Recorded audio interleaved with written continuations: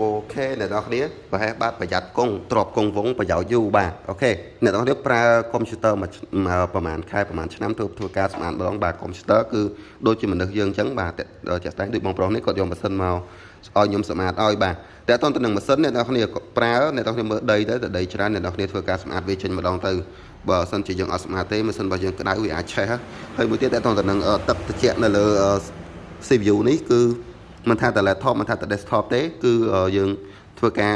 ដូរវាចេញទៅរយៈពេល3ទៅ5ឆ្នាំអីហ្នឹងអានឹងតាមគុណភាពរបស់វាអញ្ចឹងយើងកុំប្រើវារហូតតខូចតែម្ដងចាំយើងជួសជុលអានឹងគឺវាអស់លុយច្រើនហើយជួនកាលវាអាចជួសជុលអត់កើតទៀតបាទជាក់ស្ដែងគឺម៉ាស៊ីននេះគឺដីច្រើនអ្នកនរគ្នាបាទអញ្ចឹងយើងប្រើគឺម៉ាស៊ីនគឺវាដូចទៅនឹងម៉ូតូដូចទៅនឹងមនុស្សយើងដែរគឺវាត្រូវការភាពស្អាតវាត្រូវការប្រព័ន្ធខ្យល់ល្អទៅ